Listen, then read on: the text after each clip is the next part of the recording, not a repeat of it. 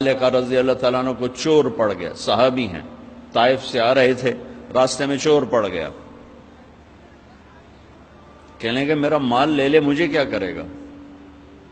کہا نہیں، تجھے بھی قتل کروں گا، ورنہ تو جا کے عمر کو میری شکایت لگائے گا، میں پکڑا جاؤں گا۔ کہنے کہ پھر 2 رکعت تو پڑھنے دے، آخری نماز کب پڑھ لے، نماز سے کیا ہوتا ہے؟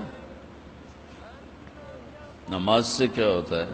نماز پڑھی، 2 نفل پڑھے، یا ودود یا ذا العرش المجید یا فعالا لما یرید،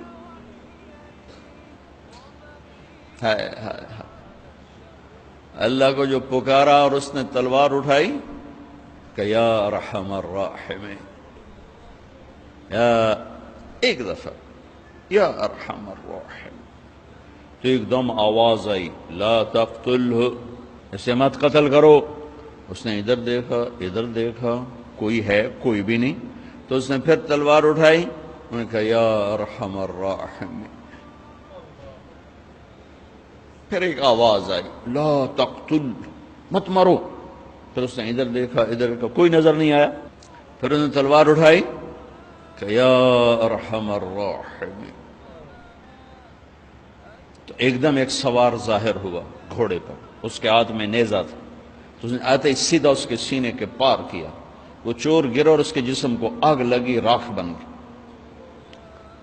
ابو مالک رضی اللہ تعالیٰ عنہ فرمانے لگے میرے بھائی کون ہو؟ اللہ نے میری مدد کی تیرے ذریعے سے۔ یہ نہیں کہا کہ تو نے میری مدد کی، کہا اللہ نے میری مدد کی تیرے ذریعے سے۔ تو انہوں نے فرمایا ارے میرے دوست، جب تو نے اللہ کو پکارا فَكَانَتْ لِأَبْوَابِ السَّمَاءِ قَعْقَعَ، جب تو نے کہا یا ودود یا ذا العرش المجید، جب تو نے یا ارحم الراحمین کہا تو 7 آسمان کے دروازے لرز اٹھے، کانپ اٹھے۔ جب تم نے دوبارہ پکارا تو آسمان کے فرشتوں میں چیخ و پکار مچ گئی۔ جب تم نے تیسری دفعہ پکارا تو میرے اللہ نے کہا کون ہے میرے بندے کی مدد کے لیے تیار؟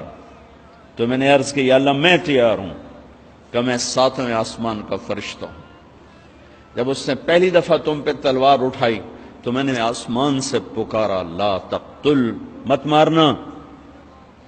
جب اس نے دوسری دفعہ تلوار اٹھائی تو میں پہلے آسمان پہ پہنچ چکا تھا اور میں نے کہا لا تقتل، مت مارنا۔